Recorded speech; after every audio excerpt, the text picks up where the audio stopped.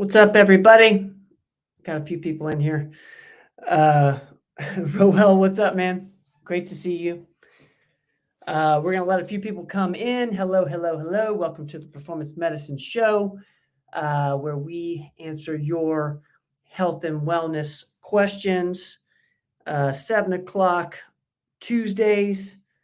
If you're in East Tennessee, we've been, I think all over Tennessee, there's been a little bit of some storms brewing, overlooking our park here, and it's dark.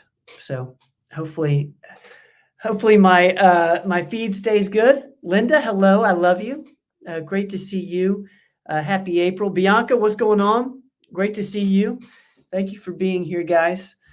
If you're new, let me know. Lisa, what's going on? Great to see you.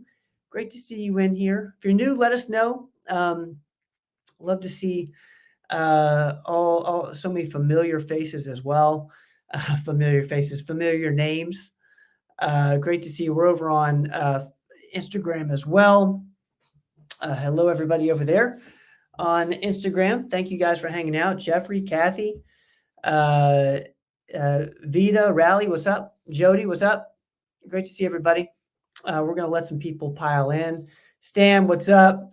Carter, happy Tuesday to you. Can't wait to see you guys Thursday. Going to be up in the Tri-Cities. Thanks for being with us tonight, as always. Let's see here. You guys know the drill. If you guys got questions for Dr. Rogers, you can put those in the comments. We're going to take a few questions that came in throughout the week first, and then get to every live question tonight. I believe we got to everyone last week. We're going to do our best tonight to get to every single one of y'all's live questions. So thank you in advance for those. And thank you also to everyone who sent in a question prior to the show this week. As you guys know, on Tuesdays, we put out our videos on YouTube, and we send those out. We kind of curate them and send them out in Performance Weekly at 3 o'clock on Tuesdays. This week on the Common Sense MD, you can see there's Renee Thompson, our Medicare independent broker friend. She's been on the podcast before, and actually was on the podcast kind of going through Dad's or Doc's part of his when he was enrolling. And today's episode is really interesting. I hope everybody will check it out. One, because it really connects longevity with Medicare. And one of the things that Medicare is having to adjust for is the fact that we're living longer, which in many cases means you'll be on Medicare for longer. Renee touches on this. Dr. Rogers touches on this as well. So really cool episode. I hope you guys will check it out, even if you're not of Medicare age. I'm not, of course, and it was super interesting, and it's helpful to understand what that process is like, what it's been like before when the average age was lower. We're living longer, so Medicare's adjusting for that. So thank you to Renee for being on the show with us and educating us on Medicare. Brand new episode of Explain This with the star of the show, Robin Riddle. This one was along the lines of functional fertility, sperm DNA fragmentation. I know this was for a very narrow group of people, but I tell you what, if you know anyone who is struggling with fertility, this is a really good episode to watch. One, because this is Robin goes over a test that not many people check for. And in fact, she mentioned in this episode that there's not many practitioners in East Tennessee who actually check it's called a sperm DNA fragmentation index, right along those lines. So, a lot of times if a couple is struggling to get pregnant, this is not being checked, and it's a big deal. So please check that out. More importantly, if you know somebody who's in that place in life, make sure that they check out that episode with Robin. She's phenomenal talking about fertility. Steve, my brother, good evening to you. Grandma Mary, you're the reason I'm not wearing a hat tonight. Thank you. Thank you. I love you. Let's see. Jack, what's up, man? Great to see everybody. Where am I at here on Instagram? Thank you, guys. Thank you to everyone over on Instagram. I see Roel's on both. I love it. Let's see here. We got one more show that went out today. I'll look for it right now. It is, I actually did not know this. That's my sister right there, Kelly Rogers. She is our one of our estheticians in the Johnson City location. I did not realize that April 4th was National Vitamin C Day. It is. And in this episode, Kelly goes over some topical forms of vitamin C and why that's so good for your skin, as well as the forms of vitamin C we're all familiar with that are that support your immune system. She goes over some products as she is so good at. Thank you to Kelly for doing that episode. Super timely. April 4th is in a couple days. Pumped about that. National Vitamin C Day. We celebrate that here. We celebrate that. Oh, there we go. Okay. Thank you, Carter. Carter's saying vitamin C will be 15% off this month too. Thank you for putting that in there, Carter. Make note of that, guys. Let's see here. Oh, thank you. Thank you, Molly.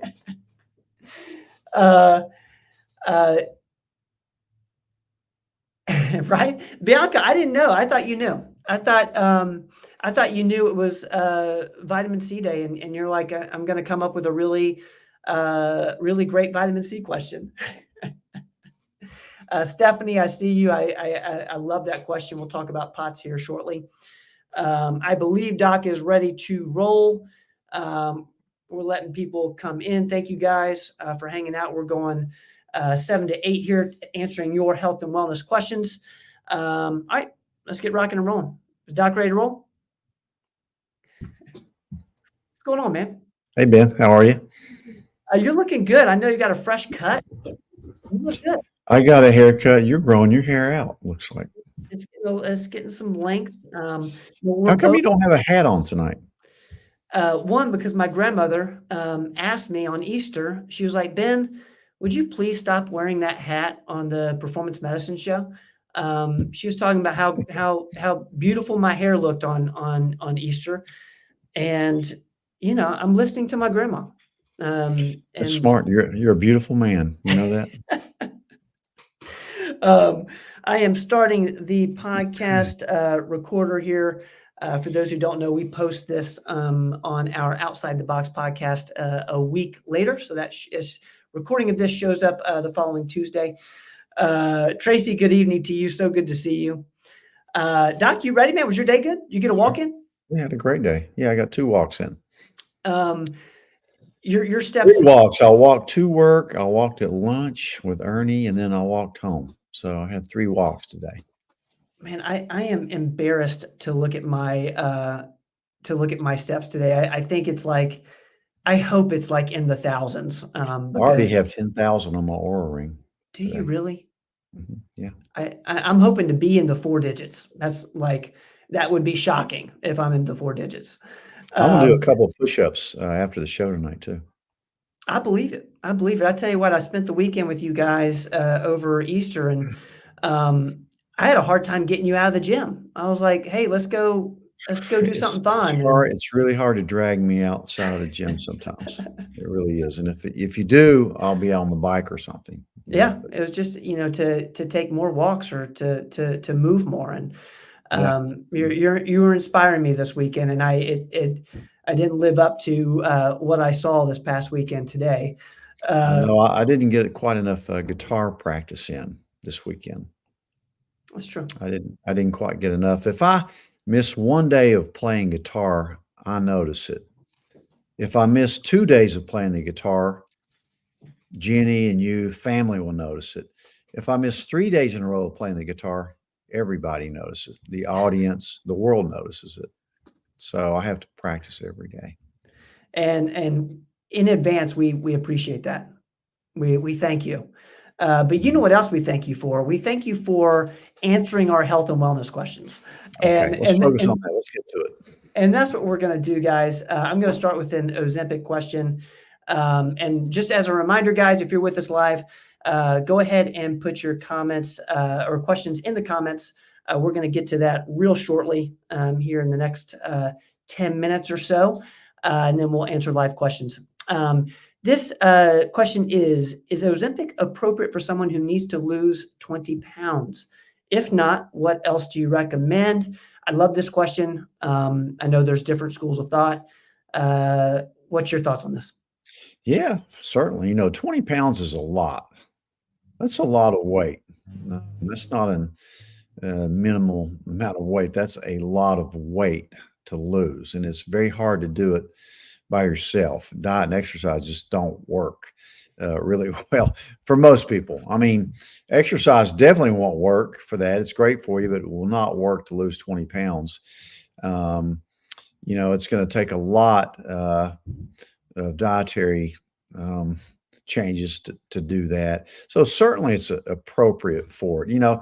Ozempic kind of gets demonized by a lot of people because we need to reserve it for the diabetics. Well, if you're 20 pounds overweight, you're probably insulin resistant at the very least. So yeah, it's a great way to lose weight. It's very safe unless you've had pancreatitis or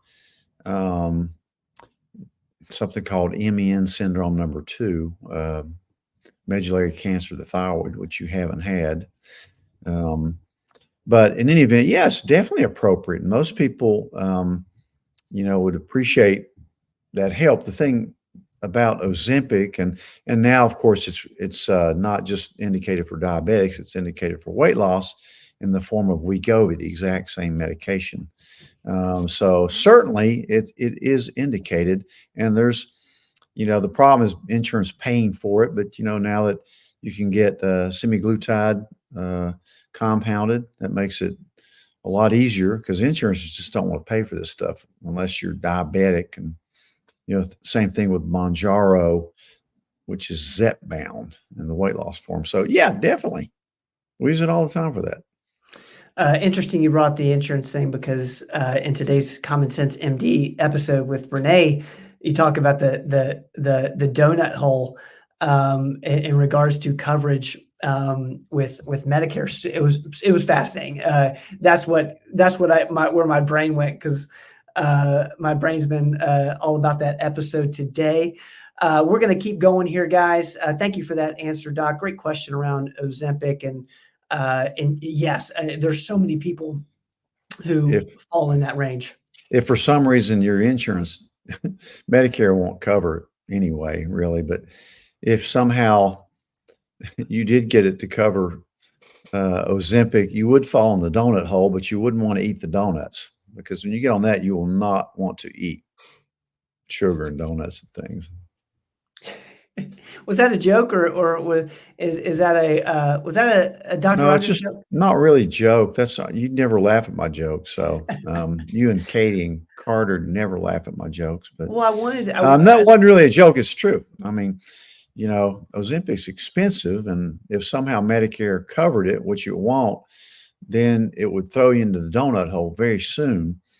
But the good thing about it, you won't want to eat donuts because it's sugar, and you won't eat sugar on Ozempic.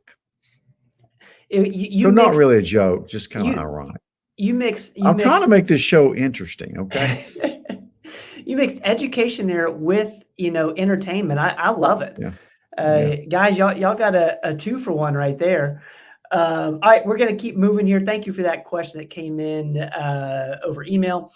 I love this question here, a super contextual hormone question. And I also love when people are learning different things on different shows and come in here with questions around it. It's so interesting. Question is, I heard someone on a hormone podcast this week say that their opinion is that ascorbic acid is not a good form of vitamin C for topical use. They claimed it was actually oxidative rather than antioxidative. They said an ascorbyl or ascorbate is what we should use. What do you think about that? And there's a follow-up. I'm going to ask you this one first.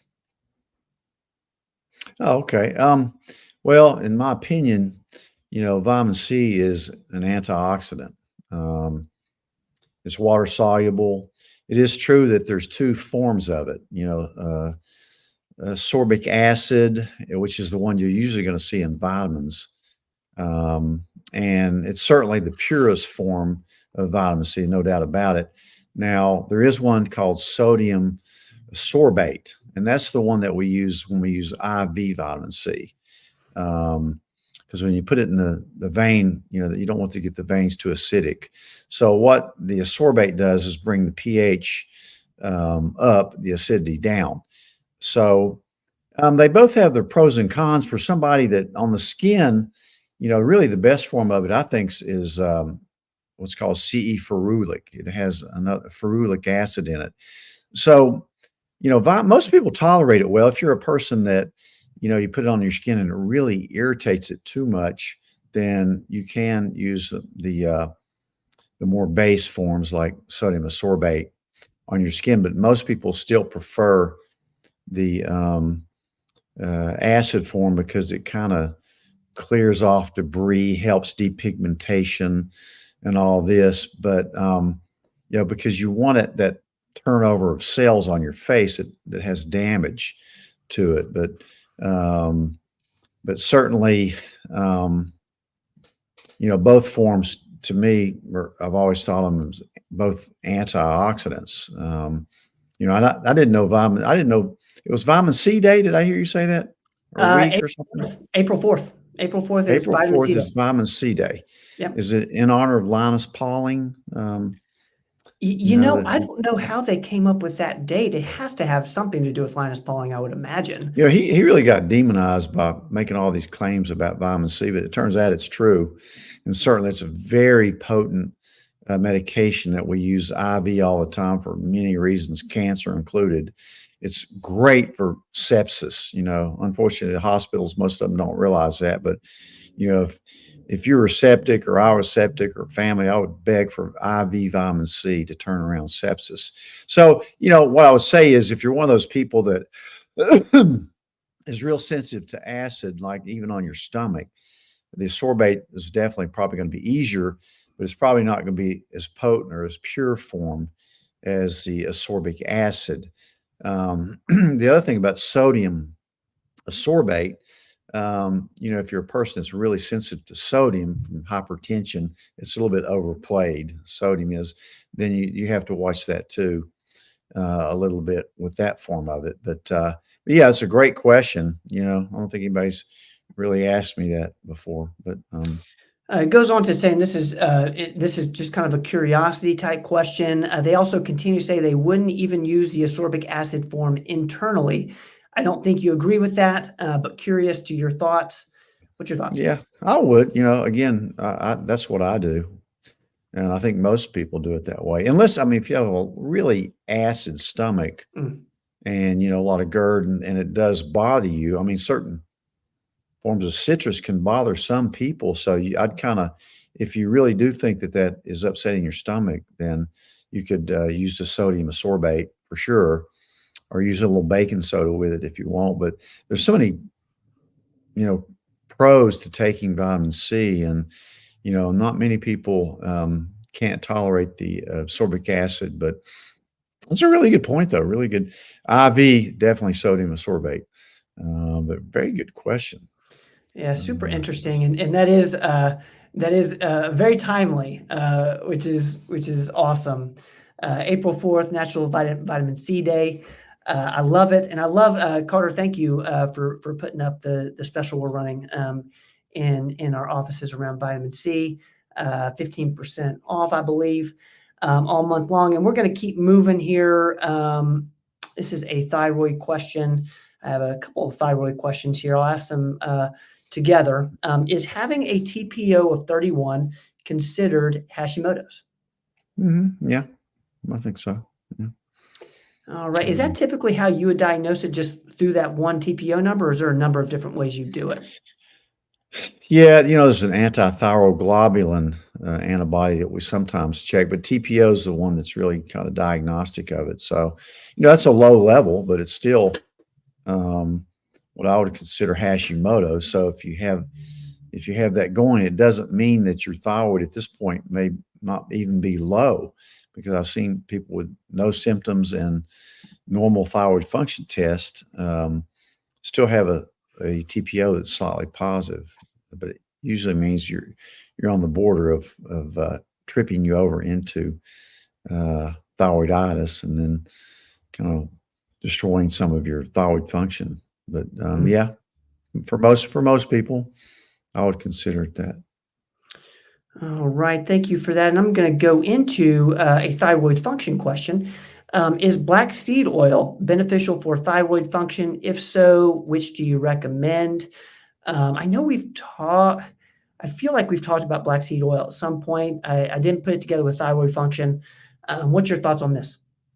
Yeah, it's very beneficial for thyroids. They call it cumin, but I was reading something not long ago about the mechanism of action, but I can't recall what they were saying about it. But yes, it's just a great it's a great thing really for any autoimmune disease. Somehow it just calms down a lot of the cytokines and some of the interleukins. I think that's how it works.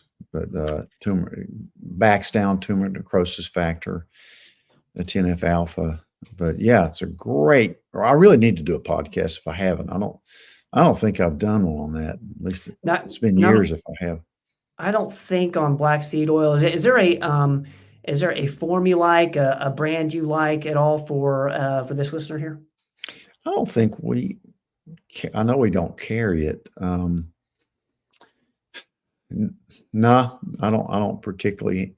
I'd be hesitant to tell you a form, but I'll do one on black seed oil. I need to do a podcast on that.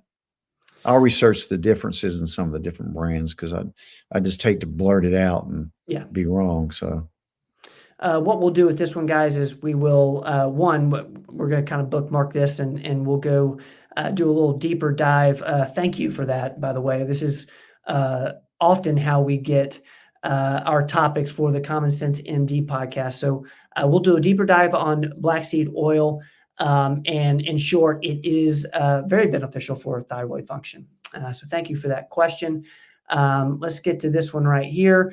Would you be concerned with an AST of 46 on labs, or is that a level that can go up and down often? I'll be honest, I'm not sure I know what AST is. Well, it's a liver transaminase representing liver function, but no, that's not a real high number. I see that all the time, and it really doesn't bother me too much. There's some other functions you look at too. If you want to bug it out a little bit, like the ALT, alk phos, bilirubin, that type of thing. But no, that's not too uncommon. You can get that really from a little bit of a fatty liver. Sometimes even a little bit of alcohol may affect that. So no, it's not overly concerning. I certainly would just follow it, and it can go up and down a little bit. But not concerning, but worthy of follow-up. Make sure it doesn't keep climbing, but certainly not high like you'd see with acute hepatitis or something like that. So, all right, great question there. Thank you, Doc, for that answer. Real quick, a lot of times I'll have a few of my buddies text me in questions for the show. One just around where they are in life, and I have a feeling that there's going to be a couple people in here in similar scenarios. So I'm just going to start off here. And guys, we are taking live questions. So I see one step forward. Thank you. We're going to get to that in just a second. If you have questions for Doc, go ahead and put it in the comments. And to the people on Instagram, I see Queen Regina over here. We will definitely be answering questions over there as well. So if you have a question, you can put it in the comments. Okay, so this is around fasting. A lot of my friends are starting to do extended fast over between 24 and 72 hours. One in particular, I've already talked to you a little bit about it, was they're on a blood pressure medicine. Can you real quickly just give kind of tell the audience here what you told me when going on a fast with I would, if you're going on a fast and you're on one or two blood pressure medicines, you might watch your blood pressure real closely and maybe even half your blood pressure medicines because it's usually going to drop. Mm, And you just don't want to drop out too much. Make sure you stay hydrated. I'm assuming you're doing a water fast, but yeah. yeah, anything longer than 3 days, you need to start looking at your electrolytes. But 3 day fast is probably okay. I did one time, and it was actually it's weird because um, it's a good way to kind of detox, and also you get a lot of mental clarity when you do a fast like that that's over 24 hours. It's and you quit being hungry, to be honest with you. So yeah, so I'd watch your blood pressure though, maybe half your blood pressure medications and play it by ear. So with the 72, would you stop taking like zinc altogether? If you're, I take zinc every day. Oh, So if I'm, zinc, I'd be careful with. Some people do fine on it, but it kind of nauseates me to take it on an empty stomach. okay. But certainly vitamin D is probably not going to bother you. Um, but you could hold off on all your vitamins if you wanted. Uh, It's super interesting. A lot of my buddies are getting into these 48, 72-hour fasts, and they do really well on them.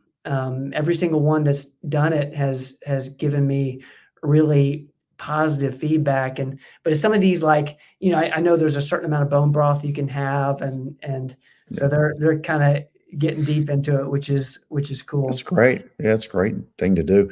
Even if you fast, once a week, just don't eat. That's a great little strategy. And maybe once a month, do a 2 to 3 day fast if Yeah. you can do it. I mean, but great. It's super interesting. All right, guys, we're going to get to the live questions. If you have one, go ahead and put it in the comments. We're going to get to every single one tonight. We got through those quicker than I anticipated.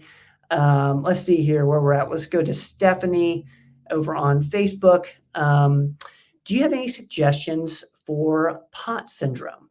Yeah. We've gotten a few questions around this, and I'm interested to hear your thoughts on this, Don. Yeah, well, we've seen a lot of POTS which stands for postural orthostatic tachycardia syndrome, and we're seeing a lot of it in long hauler COVID patients. Um, you know, Orthostatic means when you stand up, your blood pressure drops out, um, but at the same time, your heart rate's going up. This really can be a pretty debilitating syndrome to have. We usually see it more in younger females, but the official diagnosis is made usually by a cardiologist through a tilt table test. But you can almost just kind of diagnose it in your office by doing different blood pressure and heart rate measurements in different positions. We don't, hang anybody on a tilt table, but you can certainly pretty much guess what it is. Yeah, I use a lot of, they say, well, increase your salt and all this and cut your caffeine out.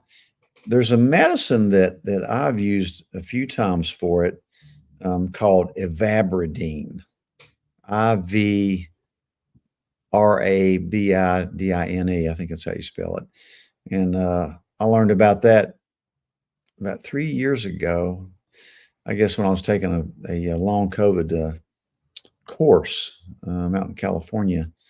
And one of the cardiologists there that was really innovative used it, and I implemented it in the few cases that I see of that, and it worked really well. So you didn't have to use a beta blocker to, slow the heart rate down. And the Ivabradine doesn't seem to have side effects like a beta blocker would. So really interesting. Yeah. So look at it. It is a prescription medicine. So if you haven't investigated that medication for that, I certainly would. And another thing, Stephanie, is I did a podcast episode with golly, now it's been a minute, with Dr. Mark Ellis out of Atlanta. He is a neurology chiropractor, and super interesting episode on POTS. He goes deep. So if you get a chance, search for performance medicine POTS. It should come up over on YouTube if you want to dive a bit deeper. Great question there. Thank you for putting that in there. Okay, we're going to get to one step forward here over on YouTube.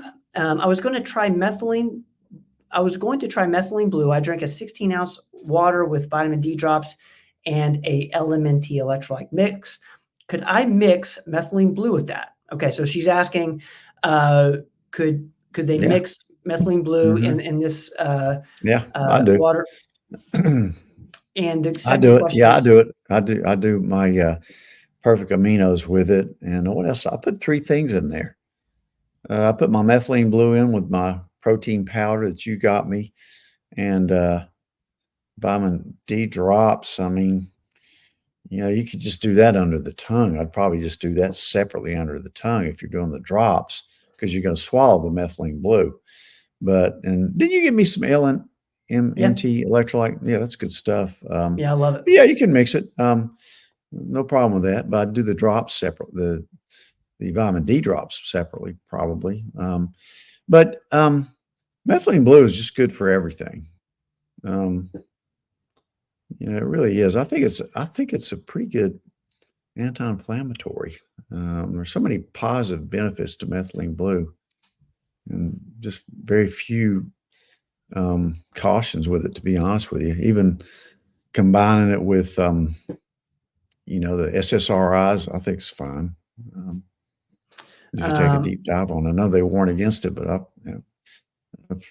done a deep dive. I haven't found a problem with it. But yeah, you can do that. All right, one step forward. I hope that helps. As you guys know, if you're with us every week, we talk about methylene blue all the time, and I'm not sure I've heard docs say it doesn't work well for something, but the inflammation I would imagine it's super helpful for. There we go. It works well for Ike and This does not work good on dogs' fur. That's the only place I would not take it. But if your dogs get into it, you're gonna have a hard time getting that out. Plus, out of your carpet, your rugs. It's not good for carpet or for dog hair. Thank you for that, team. Yes, great question. One step forward. Thank you for putting that in there. I hope that helps some of you guys. Okay, let's keep going. I see Rose has a question over on Facebook. Great to see you, Rose. Hope you're doing well. What do you suggest for arthritis pain? Great question. Gosh, there's so many different things for that. Of course, my best over-the-counter is going to be turmeric. It's just great. I take it every day. MSM is a really good one. Chondroitin is a good one. Glucosamine hasn't shown that to be that effective. I also like the collagen powders. I think that helps a little bit.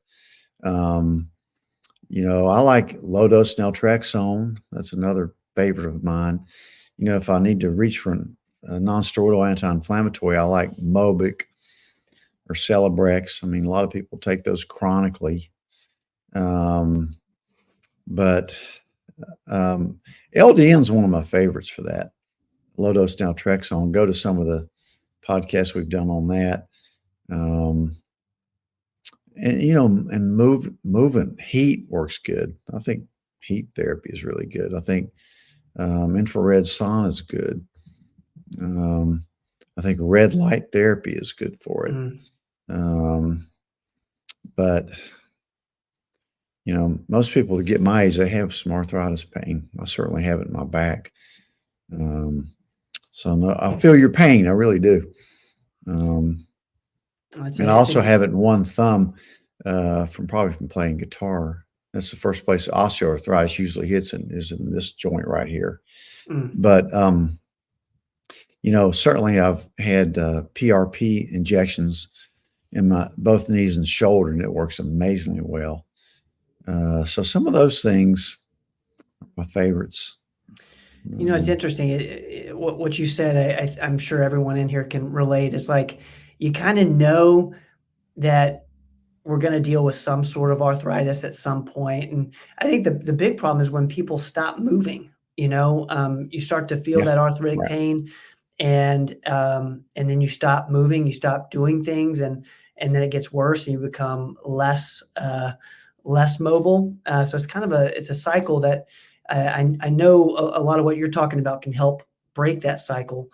But I know you would never, like, for an arthritis patient, like, you would never say, "Don't do anything now," right? You still wanna get out there and move. Yeah, but sometimes it's very painful.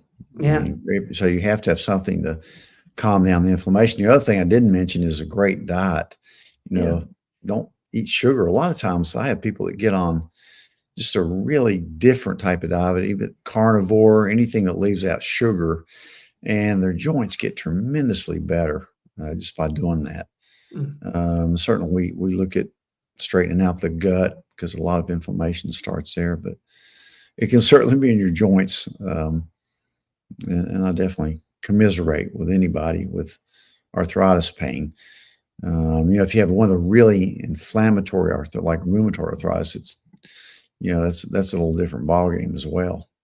But I love LDN for that too. It's a great question, and a great topic there, Rose. Thank you for bringing that up. I don't think we can talk about that enough because it's so common, and I think a lot of people just kind of accept it. Like, I'm supposed to be hurting because I'm getting to a certain age, or I'm getting a bit older. So thank you for bringing that up, Rose. Let's get to Chrissy here. Good evening. Good evening to you, Chrissy. Check. Last Tuesday, I had an angioplasty, 85% blockage of the left anterior descending artery. The cardiologist insists that I take a statin. I'm concerned after reading so many negative side effects, i.e. blood sugars, muscle damage, etc. Is there an alternative to statins? And Christy, I just want to commend you for asking this question. I think that's the first step is, and this is what Doc says a lot, asking why. Is there an alternative? So Doc, I'll let you take it from here. Great question, Christy. Yeah. Again, I'm not one that slaps everybody on a statin. I don't particularly like them a whole lot because I've seen all those side effects on, a lot of patients. And there's no doubt that it has a lot of side effects. But if I had that myself, I would be on a small dose of a statin. I would do it. And I would take Crestor rosuvastatin, which is it's really water soluble, pretty well tolerated compared to some of the others that they'll push on you. But yeah, I think I would because there's not because it lowers your cholesterol, but because it helps pain. And there's some evidence in a case like yours, especially when you have that amount of blockage in your LAD, the widowmaker, that it may partially reverse some of it. So if it was me, I would be on a really low dose statin. I don't think you need the high doses. And again, I'm not doing it to lower your cholesterol particularly, but I'm doing it for the other benefits. And yeah, I know you probably don't have high cholesterol. It's amazing how some people think they'll slap everybody on statin. I don't know if I told this last week, but a few weeks ago, I had a patient that had been hospitalized for fainting spells. The workup was negative, but this guy's a diabetic and his sugars aren't the best controlled. So his A1C was about 8. So the hospitalist put him on a statin and, without even looking at his cholesterol level. So he doesn't like it, and so he comes to me. His baseline, because I've done, many Cleveland's on, his baseline cholesterol, total cholesterol is 88. So the hospital's put him on a statin because he's a diabetic but he didn't even look at the level of cholesterol he had. You need some cholesterol in your system. So that was a mistake. I immediately took him off of it. But your case, I would probably take a low dose Crestor, even if it's 5 milligrams 3 times a week. You'd be able to do that. So if it was me, alternative to statins, one of my favorite, I don't think they're going to work quite like that for what you need it for.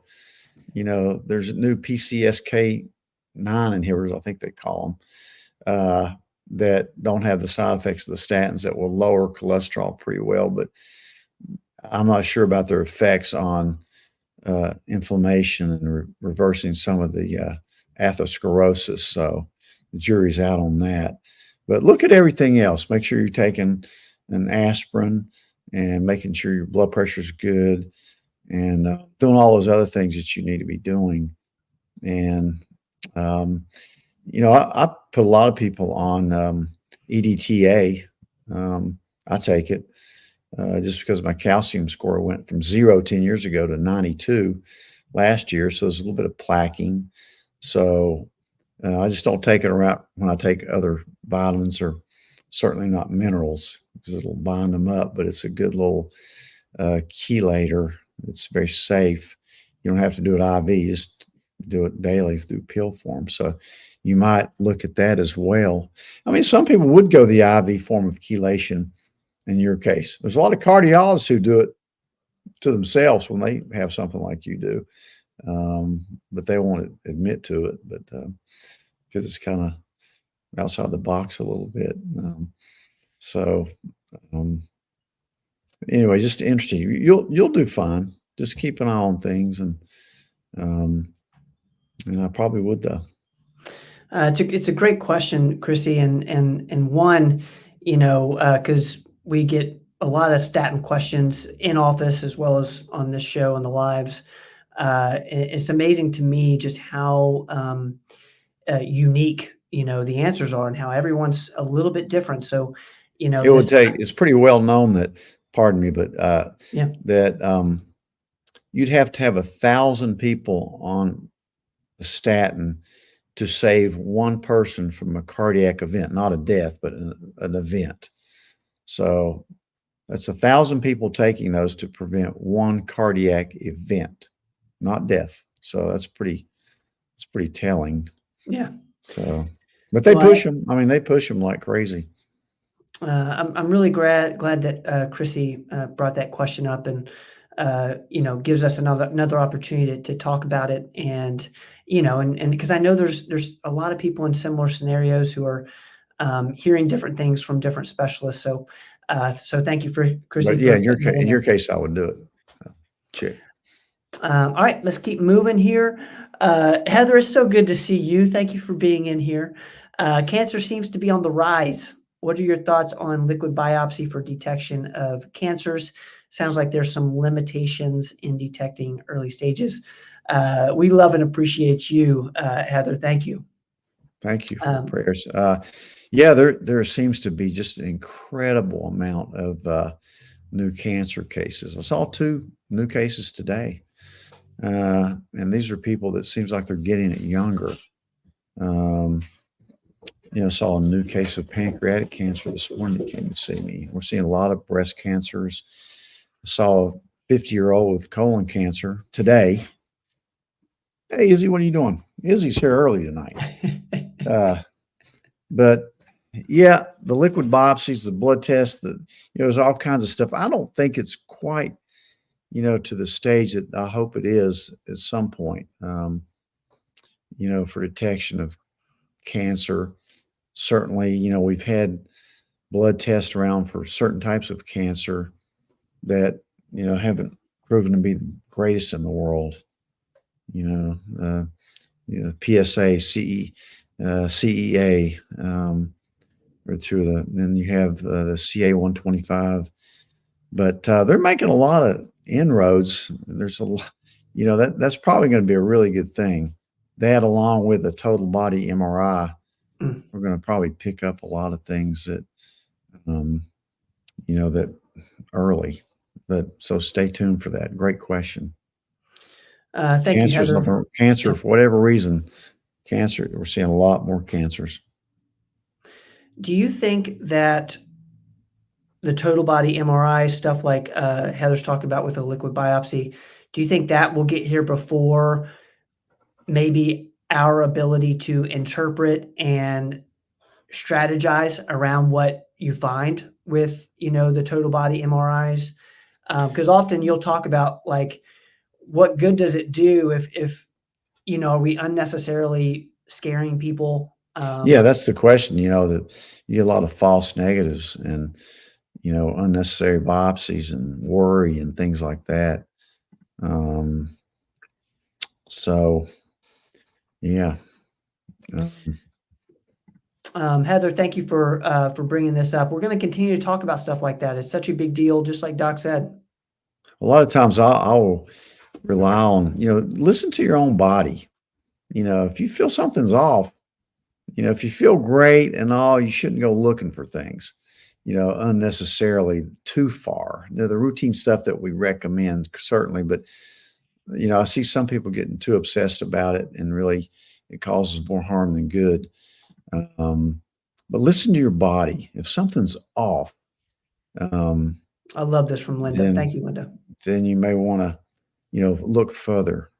Yeah. There's a Yeah, great comment right. there from Linda. Exactly right. I wish they were more accurate than they are, because a lot of times there's a lot of false negatives, like I said, but great point. All right, let's go over to Instagram. If you guys have questions on Instagram, please put them in the comments. I'm not going to be able to bring them over. I see my brother Zach is in here. Zach, what's going on, man? Thank you for all the hard work, my brother. Hat 817 is asking. I'm not going to be able to put it on the screen, guys, so I'm just going to read this off for Doc. It's coming from Instagram. The question is, I take 10 milligrams of lisinopril. Can I replace it with TMG? We've done a podcast episode on TMG, and the question is, if so, how much? What's your thoughts on this, Doc? Replace lisinopril with trimethylglycine, TMG? Yeah. I don't know, that there are two different things that they're doing. I don't like lisinopril, for one thing. I just don't like it as a blood pressure medicine. I know it's the one everybody gets on. It's a knee-jerk reaction. It's dirt cheap, but I don't like the ACE inhibitors much. About a third of the time, they cause a chronic dry cough. And occasionally, you'll see a severe case of angioedema with them. There's just a lot safer ways to control your blood pressure, like with losartan or one of the ARBs instead of the ACE inhibitors.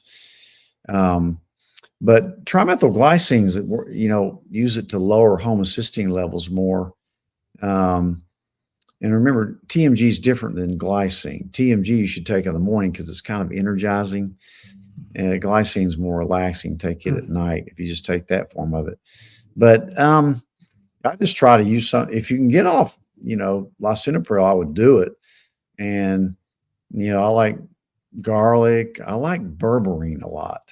I don't talk nearly enough about berberine, but berberine's great. It's just such a great, supplement, especially for people that may be a little overweight or have prediabetes, metabolic syndrome, increased cholesterol, borderline hypertension. It's just an amazing compound. And I was doing a little research, because we have our own form of berberine, which is dihydroberberine. That's the thing. That's why I wanted to get my own berberine, because it's way better than berberine hydrochloride or HCl. Stays around your system longer, less GI irritation. It's about 5 times as potent as the other forms. You just don't see much of the dihydroberberine. That's certainly what I take, and it really helps calm down the insulin response, but it raises your HDL, lowers your blood pressure. I mean, I would take that probably over TMG if it's specifically for blood pressure. But so try to somehow get off, even if you have to take something else, get off the lisinopril. That's what I would do if it was me. And it sounds like the TMG is not necessarily a replacement for that.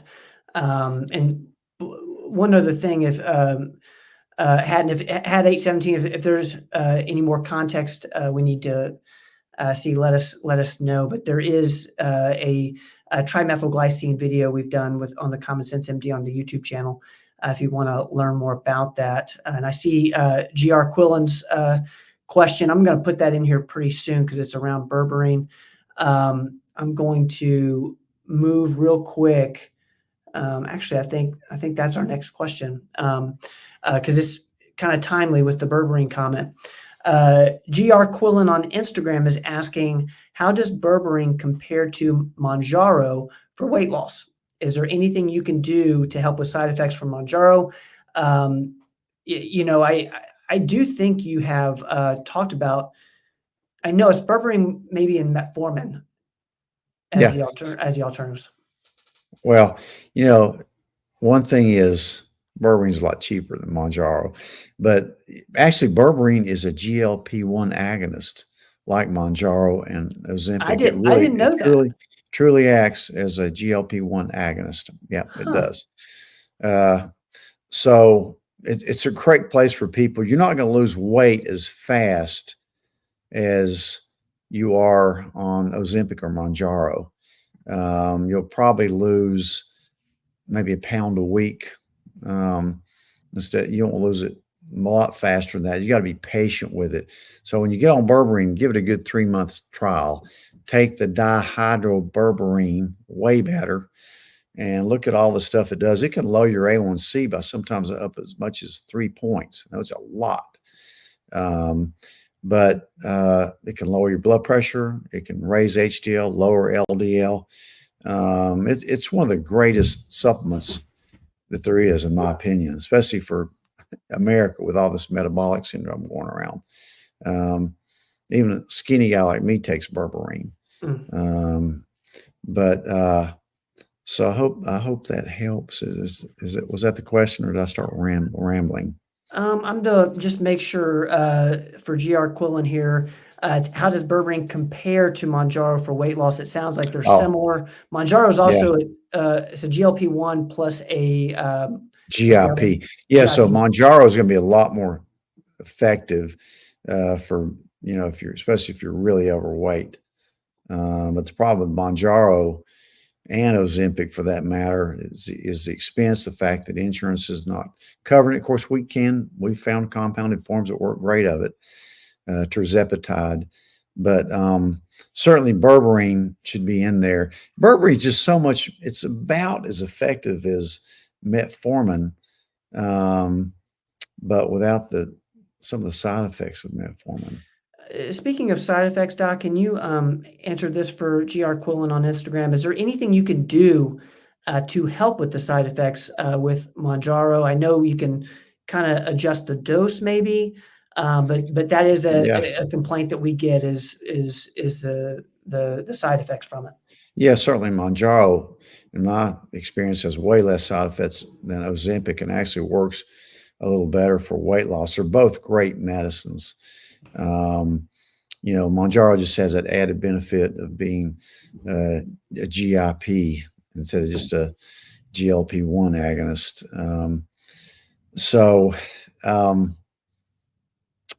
But yeah, I mean, it's more potent. You're going to get faster weight loss with it. And, it's a great medicine, but with all the great side effects like less heart disease, reversal of non-alcoholic fatty liver disease, kidney protection. But side effects is usually nausea if you're going to get it. And you can lower the dose, like you said, Ben. Some people may get a little constipated with any of these medications. One is they're not eating quite as much. So increase your fiber, take Dr. Schultz's formula if you need to. I've even had some people that have temporary nausea that I'll put on some Zofran to ease the tolerability of it. But look at the dose. And go from there. Real quick, I want to kind of double click into the berberine question. How often should patients be taking this daily? How are you dosing the berberine for weight loss in particular? I'll start out at one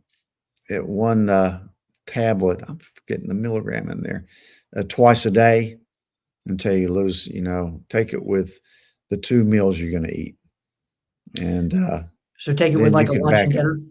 Yeah, especially if you don't eat breakfast like I don't. You should be doing intermittent fasting if you're trying to lose weight, I think. But um, twice a day, and then you can go once a day once you get it down to your weight, and you just stay on it. We're getting a lot of questions here on berberine. I'm going to get to Karen just to stay on this topic. And I see Jordan's comment. I want to get to that. But Karen is asking, is it okay to take berberine while taking Eliquis for AFib? Yeah, I don't see any contraindications to that. Okay. And here's another one from Kathy. Thank you, Kathy, for this. Can berberine be taken if you're on warfarin? I keep saying warfarin. Is it warfarin? Warfarin, yeah, it's Coumadin, which is a really potent old-timey blood thinner that some people still have to take because of artificial heart valves, that type of thing. Eliquis is the newer generation with less side effects. But yeah, you can. But anytime you add any vitamin or medicine in your own warfarin, then check your pro times, just to make sure it's not affecting it. Because I don't think it will interfere with it, but certainly be more attuned to checking your pro times when you first start taking it. Kathy, I hope that helps. I want to put this up here from Jordan. It's a great comment around the carnivore diet. We've been leaning more into carnivore diet. It has really helped my inflammation, autoimmune issues. Thank you for putting this in here, Jordan. Around the carnivore, where I know we got a lot of fans of that diet in here. So thank you for putting that in. Real quick, I'm going to put this up just for those again. We do have the Dr. Rogers formulas on our website, performancemedicine.net/shop. I believe, and this is on me. There's a couple supplements that aren't up there quite yet. I need to get on that. But berberine, I believe, is on there if you guys are interested in the dihydro berberine form. We have that on the website in the Dr. Rogers formula. So I'll just keep that up there for you guys if you need it. All right. I think we got through the questions. If you guys have any more, we've got a few minutes left. We're going to have the dogs come down and sign us out as always. Those of you who are new here tonight, we do this health and wellness Q&A every Tuesday from 7 to 8. We hang out with you guys, answer questions. And I tell you what, I say this every week. We get as much from these questions as you get from our answers. So thank you guys. I want to get this from Kimberly here. See, Kimberly's got a great question, and I want to make sure we get to it. I'll read this for everybody. I've been told that I'm a mystery. I'm a mystery too, Kimberly.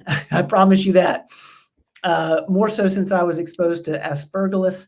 I almost Aspergillus. I get smarter. You said that. You said that wrong, Ben. Yeah. I get smarter just by reading your questions.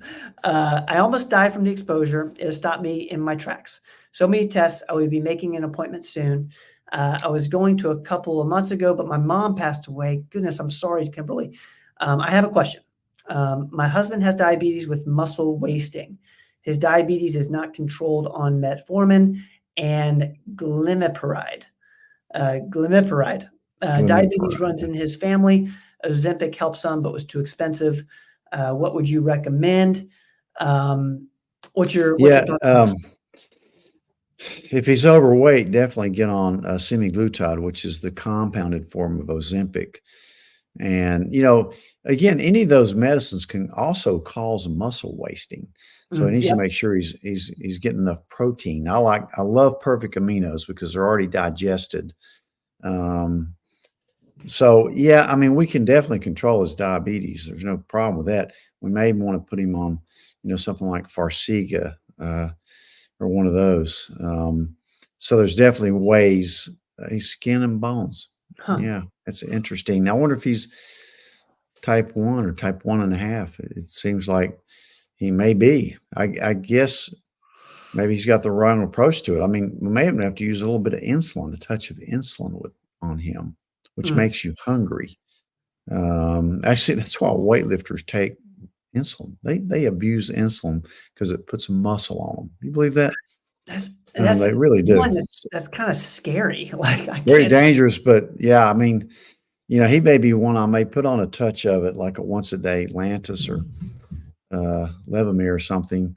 But glyperimide, I hate that drug. Metformin, if he's skinny and maybe he can't tolerate it on his gut, may not be a good choice for him.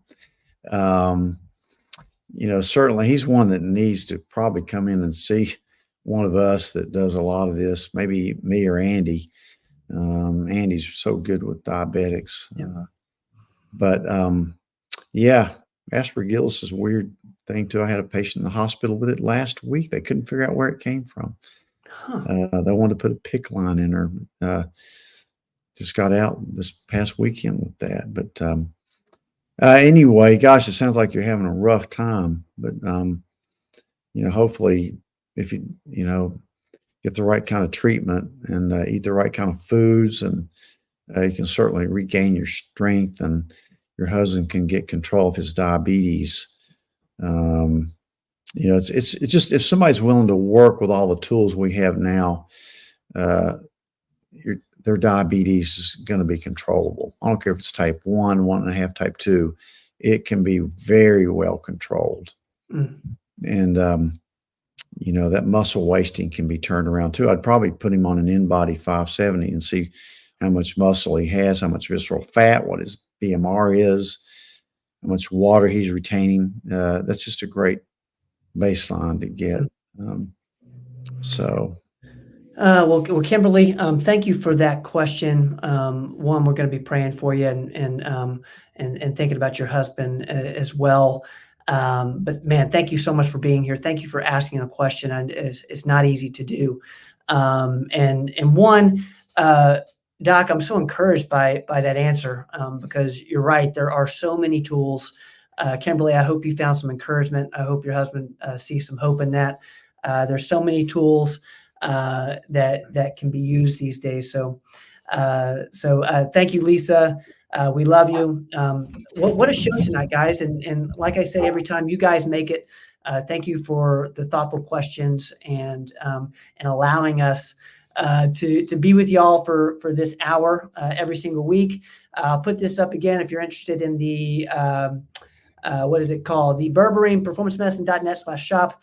We have the Berberine Max, which is the Dr. Rogers version of it up there on the shop. Thank you to everyone on our team. I know Carter's in here. I know Katie's in here. Goodness, and I know I'm missing some, but there's so many on our team in here tonight. So thank you guys for all the hard work and be with us on these evenings. It means so much to us and everyone in here. Doc, you ready, man? It's been fun. Yeah.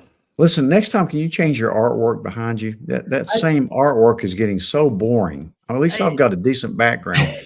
That is the most boring artwork I've ever seen. I see Tabitha's in here. I just wanted to give a huge shout out to Tabitha, hey, Tabitha.